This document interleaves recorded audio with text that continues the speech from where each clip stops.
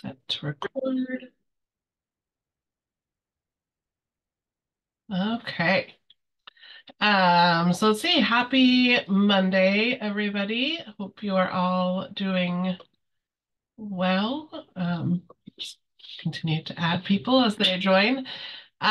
So let's see. So welcome to our monthly partner call. This is Natasha Detweiler Davy, she, her, Director of Affordable Rental Housing. And so I think first I just will preview what we will be bringing to Housing Stability Council this Friday.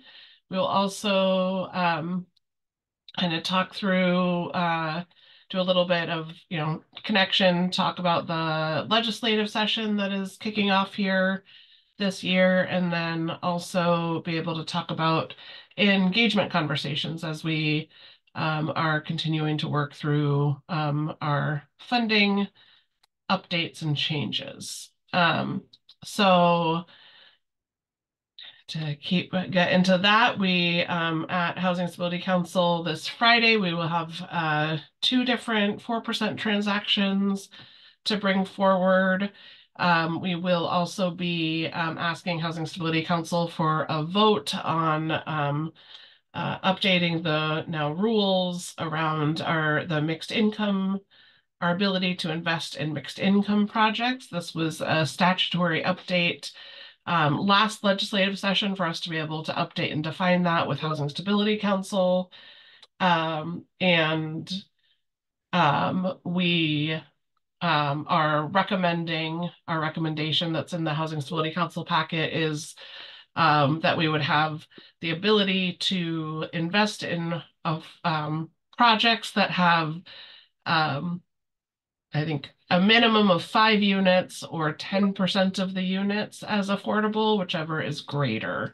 And so that is our, we will see what Housing Stability Council thinks. Last month, we talked to them about just moving forward with a minimum of 5 units, which is really kind of the definition of rental housing, multifamily housing that we have. And that wasn't sufficient. They wanted to have more. So we are trying to bridge that policy. Again, that is just for really being able to update the rules that govern us as a funding organization. We then will also be bringing forward some folks from the Early Learning Council that has been doing work on the Raise Up Oregon report that has some roles of participation and collaboration with OHCS and affordable rental housing, and so want to be able to hear from those. And then I will be bringing forward some discussion and kind of continuing discussions on our funding resources and process updates in last month's meeting and has been shared through advisories. Put out and shared a draft of the resources that we intend to make available when we open our application process this spring, along with some set aside. So we'll be revisiting that, and we'll also be kind of broaching a little bit further into that around costs and subsidy perspective. And in a minute, I will ask Kim Travis to share with us all additional next steps for that engagement and other opportunities that we have moving forward. But before we do that, I will just pause to see if anybody has questions around the topics that we will be bringing for our Housing Stability Council conversation this Friday.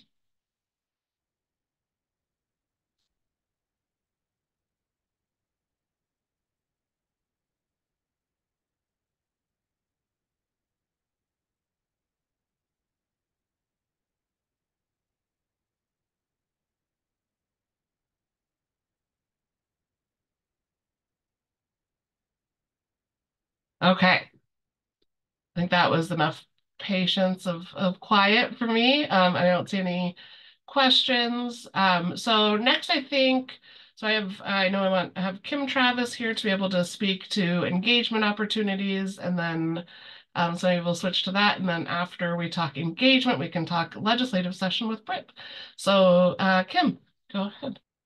All right, good afternoon, everyone. Kim Travis. I'm a Community Engagement Coordinator and wanted to share two upcoming meetings related to the new centralized application process that we're in the process of evaluating and building. And so we've got two engagement sessions on the calendar. One is this week, it's Wednesday, and I'll put the information in the chat. It's Wednesday, January 31st at 1 p.m., where we'll provide updates on where we are with the centralized application process, along with set-aside recommendations. So that is this Wednesday, 1 p.m., general updates and set-aside recommendations.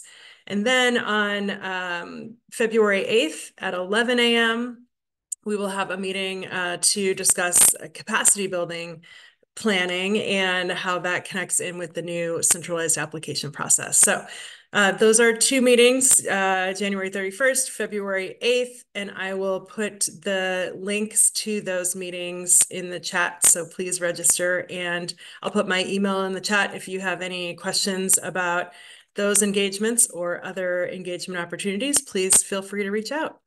Thanks. Great. Okay, so it looks like there is a question for if the meetings are recorded, and the meetings will both be recorded, and at the meeting on Wednesday, we'll have a new web page, and so we'll put the links to the meetings when they're available.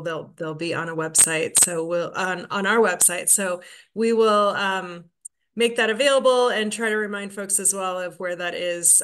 Once we get the site set up, we can send out a technical advisory as well. Any other questions? And for those of you who have been engaging through the past several months, we do have all of those discussions also recorded and on our website. And I'll just stick that link in. And it's also where we have been also putting back into there some of the synthesis of input and responses that we have. So that's a good place. Again, all of the structure of those months of input has been, reflecting back. We deconstructed into 14 different subject areas that so many of you engage with us on, and depth of appreciation is real, and are trying to bring all of those puzzle pieces together to be able to make informed recommendations to then get your input or feedback on our recommendations that we're coming out of that with. Natasha? Yeah. Sorry to interrupt you. I got a message in the chat that February 8th is a big day, and we knew that there's a lot going on, and we're going to talk about legislative updates as well that are happening on February 8th. So I think we'll go ahead and look at a different date for that capacity building discussion, since a lot of folks will be at the Capitol for various events on February 8th. So we will send out a technical advisory with a new date that hopefully doesn't conflict too much with other events going on. So thanks for letting me know in the chat that that's not a good day to have an engagement session. Excellent. Yeah, so those dates are all we've been navigating. Oh, okay, when that's Ways and Means, we need to be there, and yes, realize that we need to check that on your calendars too. Appreciate that. Any other questions? And if not, thank you very much. And again, we are kind of excited to continue the conversation this week and after. And so we are also kicking off, as that whole conversation indicated, legislative session, and all of the bills and committees that come along with it. So, Britt, maybe I can hand it off to you to give that a little context and info. Good afternoon, everybody. I'm Britt McLean. I'm an operations and policy analyst in affordable rental housing. I'm stepping in for our government relations staff member who's on leave. Tanisha, you might remember her. So I just want to give you kind of a broad overview of the upcoming session and let you know what we know so far. So the short session will start on Monday, February 5th, and it typically lasts through the first week or two of March. The short sessions are, as most of you probably already know, are during the even years, and then we have those really long 6-month-long sessions in the odd years. We're going to have a much smaller universe of bills. Each legislator gets 2 in a short session, and so the full pool of what we're dealing with is going to be much smaller than in the even years. The governor has 1 bill this session. It's her housing package. You'll recognize a lot of it if you were tracking the session, the long session, the 2023 session. So she's bringing back quite a few provisions in that bill. She's only introducing 1 bill. She's putting her full weight behind this package of housing concepts. We think we're aware of most of the other housing related concepts that might affect the agency this session, but it's always possible that we'll be surprised. We should have the full list of bills by Friday, February 2nd, and we'll be hard at work sort of reviewing everything that goes public, that goes live on Friday to make sure we have eyes on it. There's lots of chatter, lots of rumors of those bills being made public earlier, but we've been told Friday the 2nd, so that's what we're planning on. From the governor's office package specifically, I'll just mention 2 of the concepts in her package that affect affordable rental housing. That is the revolving loan fund and the site acquisition fund. The revolving loan fund would set up a pool of resources that we loan to cities who can then grant to developers to target moderate income development within their cities. And there are more details associated, which I'm happy to go through if folks have any questions. The second main piece of that housing package that affects the division is the site acquisition fund, and we're hoping it'll operate maybe similarly to our land acquisition program. There are some density requirements and some set-asides that do change this pool of funding, but we're hoping to sort of for familiarity for our partners, for ease of implementation, we're hoping to sort of mirror the implementation of our land acquisition program.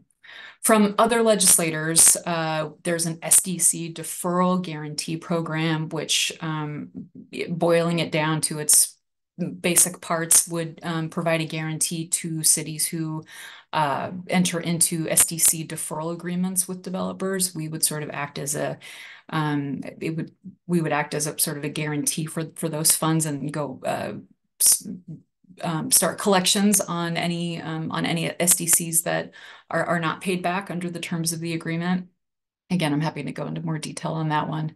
And then there are very close mirrored concepts similar to the governor's revolving loan fund. There are similar concepts in the House and in the Senate. So we'll see that concept float around quite a bit. Those are the big ones. That's what we're expecting. Again, we'll know everything on the 2nd. On Friday, we'll know the full scale of the full landscape of what could be coming to the agency. Great, thank you. Any questions on any of that?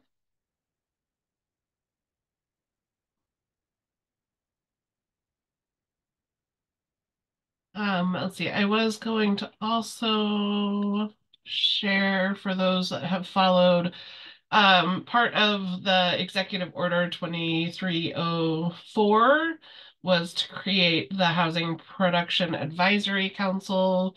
They did formalize their recommendation report, and I was going to put that link in the chat for anybody who's interested in that. Again, that was this committee's or council's recommendation to the governor, and I think a lot of that is, or not a lot, some of that is being seen this session in the bill that Britt was just talking about from the governor's office, but we'll also likely have other strategies in there that might be pursued in the future.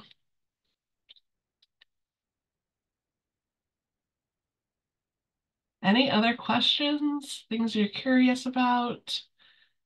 I can't remember if we have had one of these conversations. We did send out an advisory in terms of electronic signatures for tenants and our updated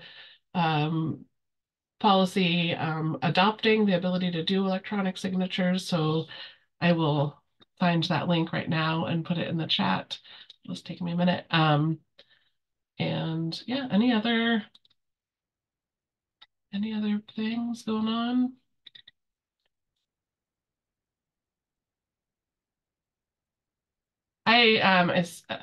So Bill is asking if the Housing Production Advisory Council or HPAC, if they're going to interact with Housing Stability Council. And at this point, I am not aware of uh, any structured opportunities to do that. But I think as the bills begin moving forward, that there will be some obviously linked connections. Yeah, I think it's a good question.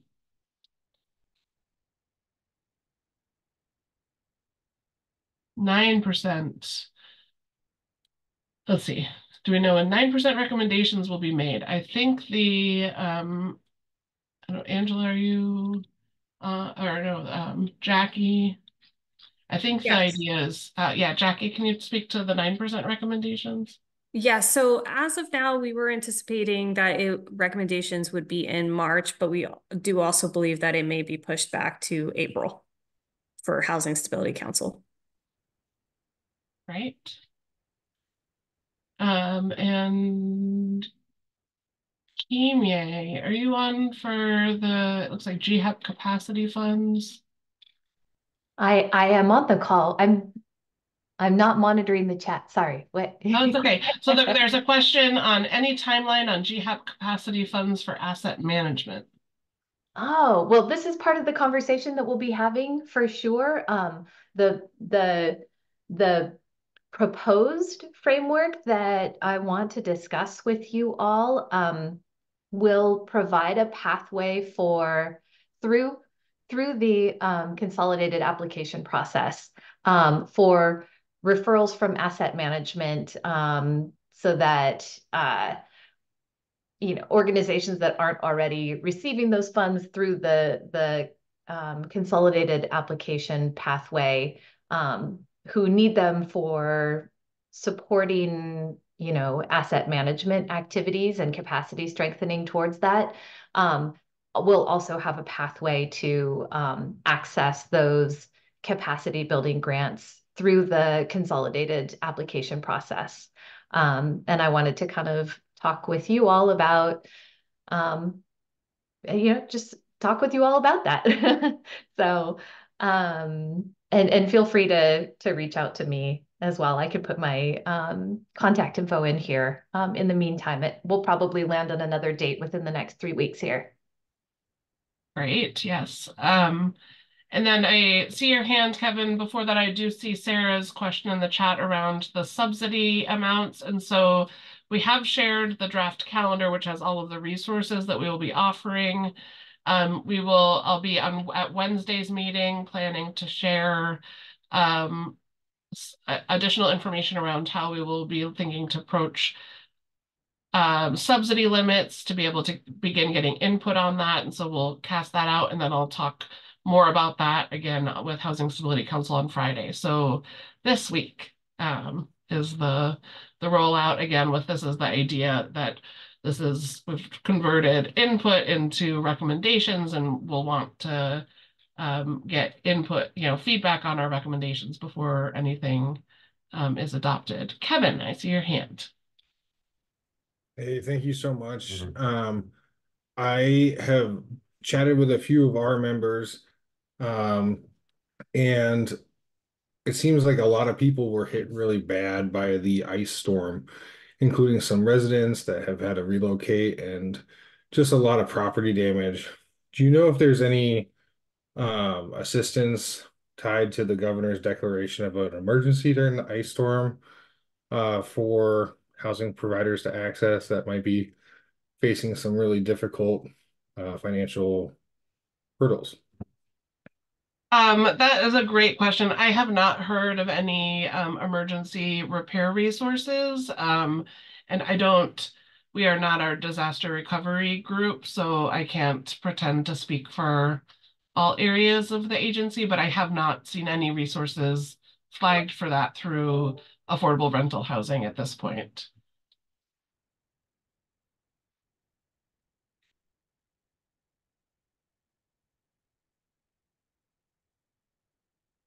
And yeah, I guess first we'll hope everyone is safe and warm, and yeah, navigating storm impacts is I have heard that is a pressure on portfolio, absolutely.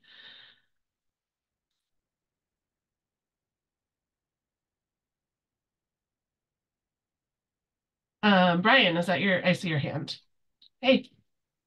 To follow up with Kevin, if anyone wants to contact Kevin or I to let us know, we're trying to start assessing the impact from the storm, and also Brian Guinea with the Oregon Field Office with HUD has also been talking to folks and is getting ready to communicate with the Oregon congressional delegation to get it on the radar screen that Oregon was hit hard this month.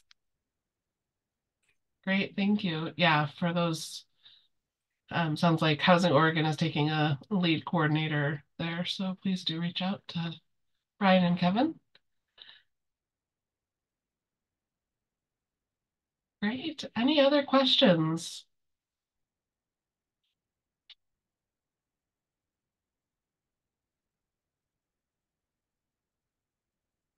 Okay.